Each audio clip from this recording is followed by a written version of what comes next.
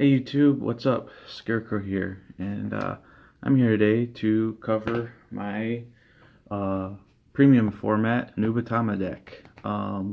Yeah, so this deck is going to be pretty different from the way Nubatama used to be, and it's the scariest build of Nubatama I've seen yet. So yeah, it's actually a pretty good deck. It's very scary.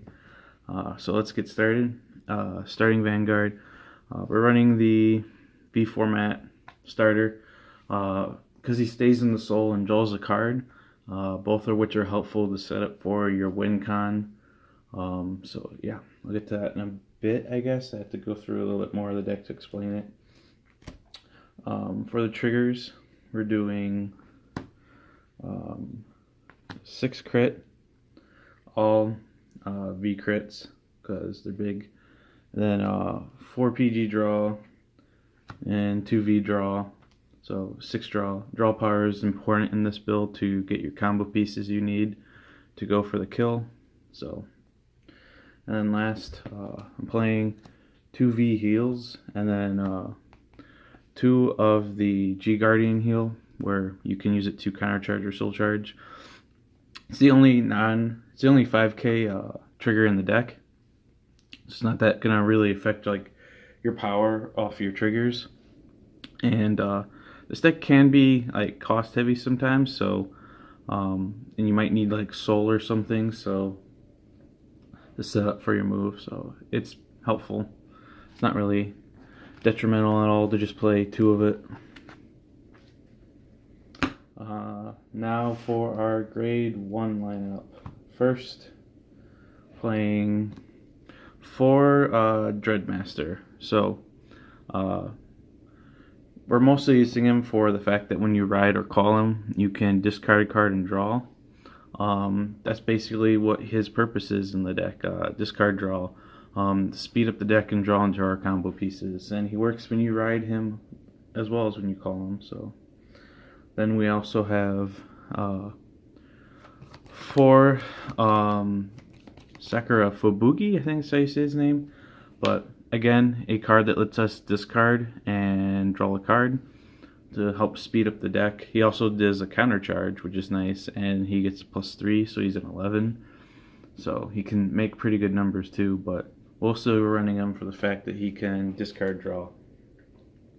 And then my last grade 1, I opted to play 4 Stride Fodder just to make drawing what I need to actually like make the deck run smoothly, go better. So I'm going with 4 Stride Fodder just to make sure I don't miss what I need. For the grade 2s, we got 4 Magatsu Gale. Again, this card, we're playing it because it draws a card.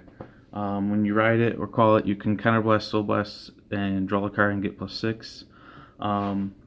Now you got to be careful because you need to keep enough cards in soul for your late game play. So you might not always want to use them, but if you haven't drawn what you need, you might need the draw anyways. And there are ways in the deck to help fix the soul. So sometimes you can afford the soul blast because you can make up for it. But mostly, another card that draws to speed up the combo. Then we got 3 of Thousand Blades. We're playing him because he's a beat stick that also soul charges, which is helpful in the sense that, like I was saying, sometimes you'll have to use a card like him, and this guy will help put a card in your soul to keep your soul up to the 3 soul you need to do your late game play. Or not even late game, I wouldn't say. This deck's fast.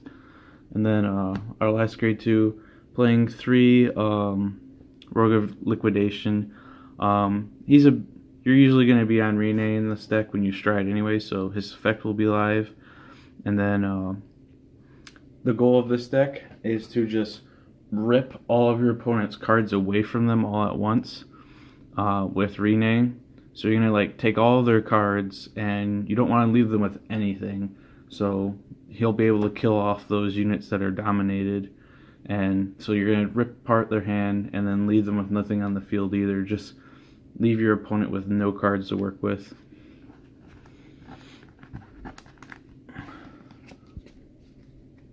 And now to the grade 3s. Playing 2 Magatsu Storm.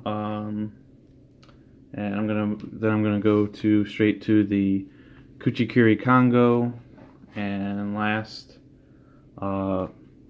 3 of the bird, or 4 of the bird, I should say. So I'm laying them all out so I can talk about them.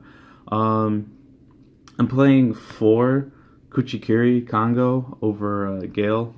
They're both pretty okay choices. When you're on Magatsu Storm, I should say, when it's your opponent's turn, you always have access to a skill to retire 2 of your rear guards in PG, their Vanguard attack, which is cool.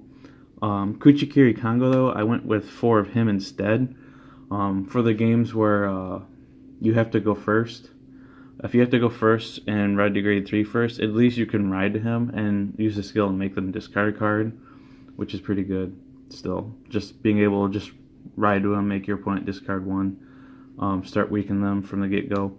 But we need these guys to give us protects, and we need to collect our 2 PGs so that between our protects and our draw triggers, so that we can then drop the bird and go for the kill.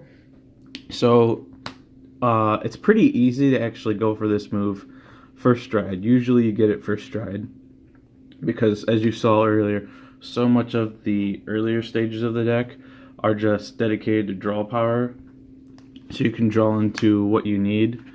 So you're mostly trying to draw into a bird and a PG through all those draws, which you usually do get to since you play 4 of each.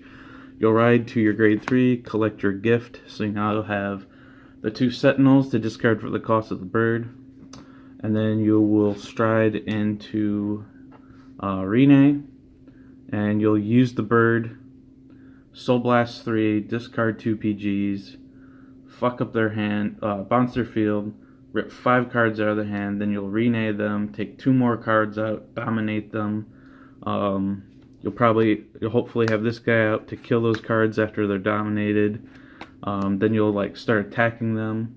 The idea is to just right off the bat rip your opponent's cards away, hit them hard, and try to leave them with no resources to fight back.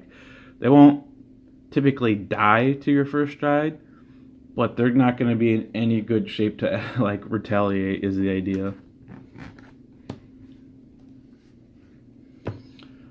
Then for our G zone, start with the G guards, I guess. 2 of the dragon because he's really big. 2 of the other dragon because he's really good at messing up your opponent's turn, making their back row guard for you, totally messing up their plays.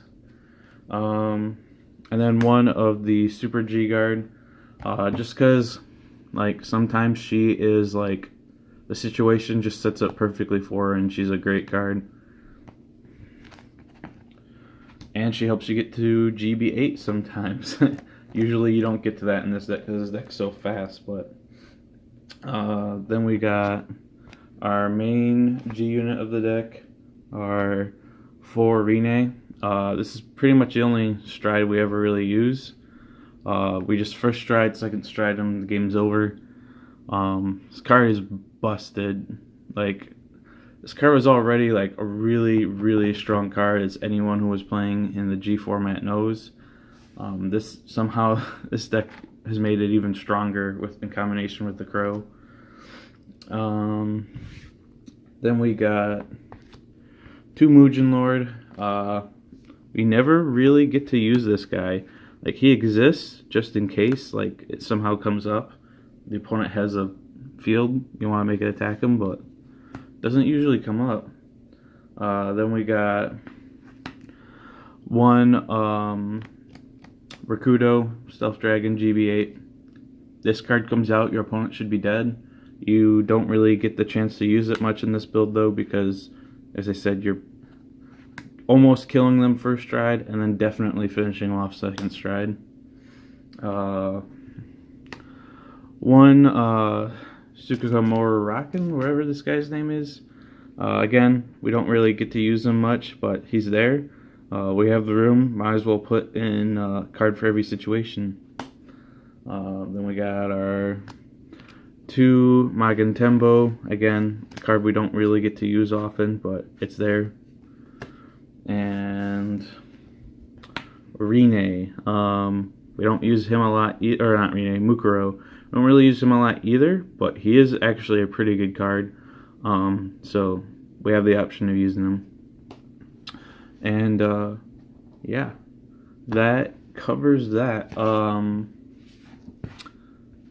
I think I just about covered everything you would need to know about playing this build. It's not overly complicated. It might take a little bit of getting used to, but it's pretty straightforward. Thank you guys.